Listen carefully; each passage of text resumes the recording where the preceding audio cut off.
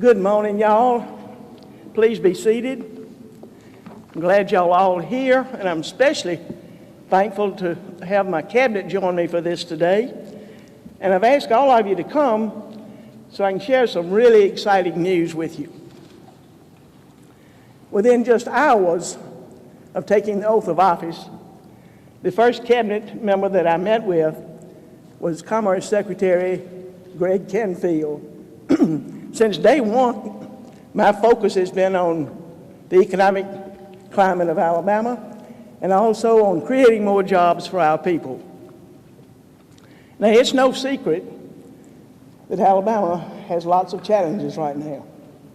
The legislature has challenges, prison system has challenges, education and Medicaid all have challenges, as do our courts.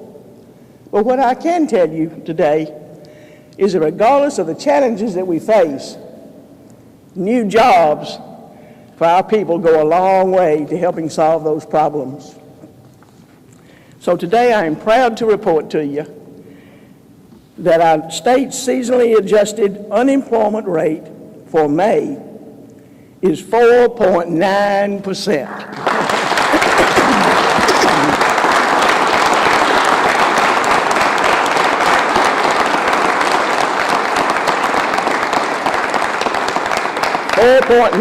and that is down from April's revised rate of 5.4%. Y'all, more Alabamians are working today than were working in April. This is the lowest unemployment rate this state has seen in nearly a decade. We have more people working than at any other time in the last 10 years. What good news this is. My friends, it is a new day for Alabama, and Alabama is open for business.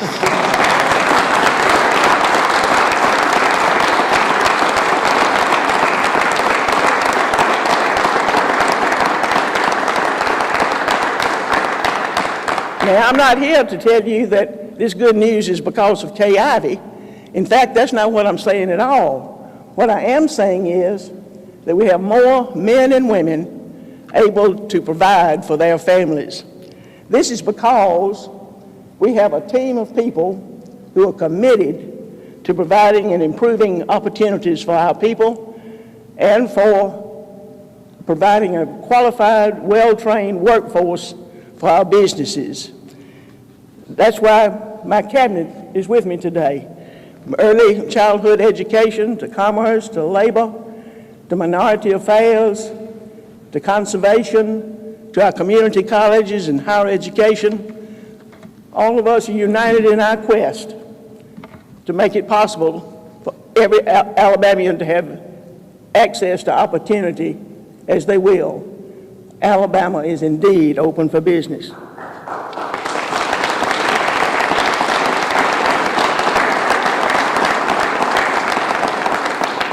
Later today, I leave for the Paris Air Show, and over the course of 4 days there, I already have about 20 specific meetings with the leaders of aerospace companies.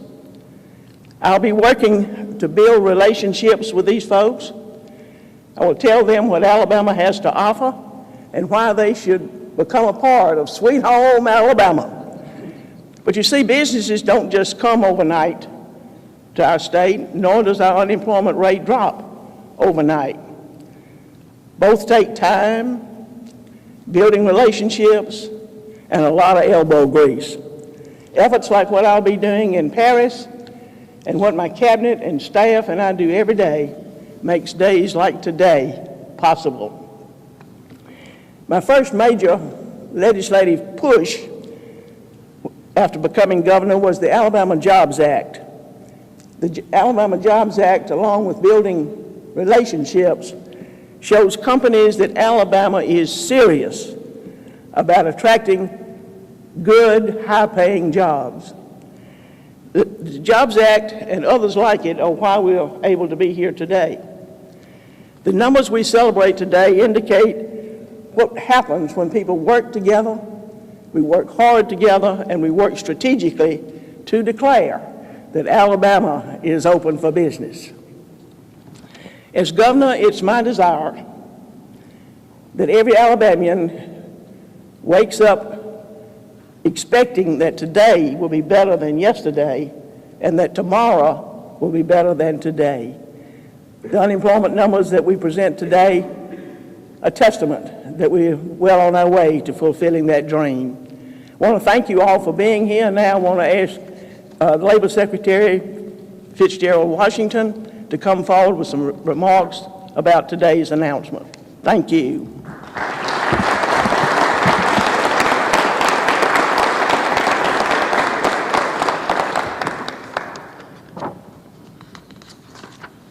Well, thank you.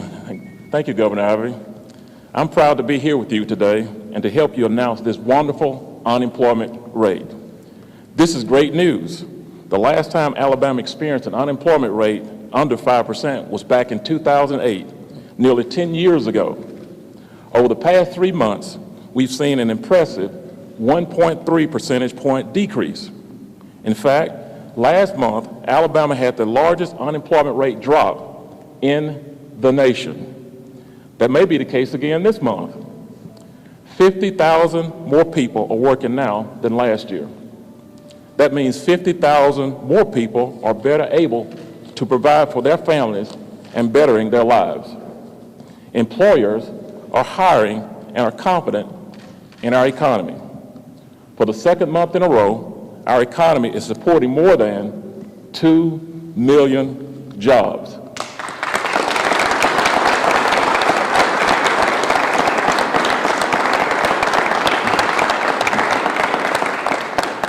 In fact, this is the 4th highest wage and salary count since the 1930s when we began keeping records. Now, as many of you may know, we've been traveling around the state for the last year or so hosting regional job fairs. It's the first time such a concerted effort has been made on the state's part. We decided to bring the jobs to the job seekers, and we're seeing results. But there are over 107,000 Alabamians we report as unemployed, and we won't be satisfied until we find and provide them with the training opportunities to move them into the high-demand, high-wage jobs from industry. Now, this is a team effort. We will work with state and federal agencies, local government, and more to ensure that all Alabamians are aware of the available services to them. Commerce, the Workforce Development Division, ADECA, DHR, and Corrections, just to name a few agencies, have all shared in the success of today's announcement. One of our biggest supporters are our partners and the fine folks at the Department of Commerce. They're keeping us in business by finding opportunities and jobs to fill. So thank you, Greg. Thank you. Greg Canfield works tirelessly to help better Alabama's workforce and bring investment to the state. I'm personally proud to work with him. Now, I would like to bring up Secretary of Commerce, Greg Canfield, for some remarks. Thank you, Fitzgerald.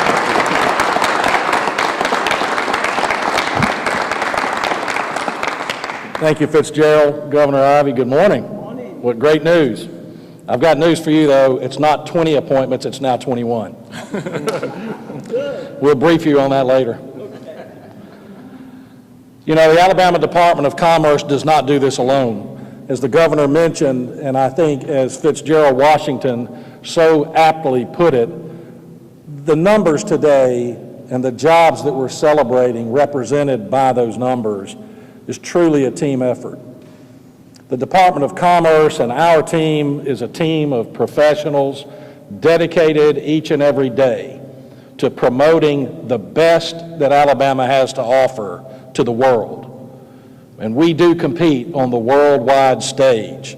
Alabama is truly a worldwide economic force to be dealt with. For the first time in our state's history, we exceeded $20 billion in international trade in 2016. Alabama products were found in almost 200 nations around the globe, truly making Made in Alabama a worldwide brand.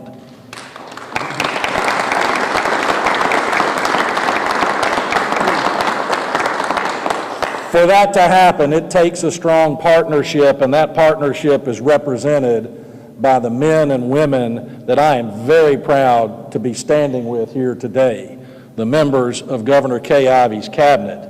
And it also takes very strong leadership from a governor who can act as the state's CEO in the forward face of business that we do internationally. So yes, we are preparing to launch the Alabama, Made in Alabama brand to the world at the Paris Air Show, the world's largest event of its kind, the type of event that brings thousands of companies, hundreds of CEOs and C-suite executives into one venue. And we've got the opportunity to tell that story in many different ways.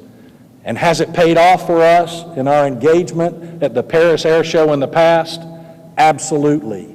Between the Paris Air Show and the Farnborough Air Show, its sister event that takes place on alternating years, we have seen great effect from our engagement. Just last year, in 2016, we welcomed $242 million of new capital investment from the aerospace sector in Alabama alone.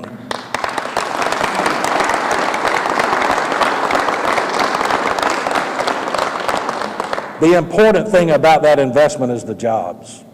We are creating high-paying, high-wage, high-skilled jobs for Alabamians, and that investment will result in 1,550 new aerospace jobs in Alabama. It has continued in 2017, and we plan to build on our success with companies like Aerojet Rocketdyne, who are bringing 800 jobs in a multi-million-dollar expansion in the state of Alabama, with companies like the Italian aviation company Leonardo, who announced 750 jobs will be right here in Macon County, creating up to 750 new jobs, high-paying wages in a county that has sorely needed new jobs if they can win the trainer program and provide that trainer for the Air Force. And we're going to help them win that. We're focused on knowledge-based jobs, and we're focused on next-gen technology, and the Paris Air Show is the right venue. So we look forward, Governor Ivey, to having you lead the Alabama delegation. It's going to be a very successful air show, and I'm very confident that we're going to see great results and new jobs produced from our ongoing efforts. So thank you.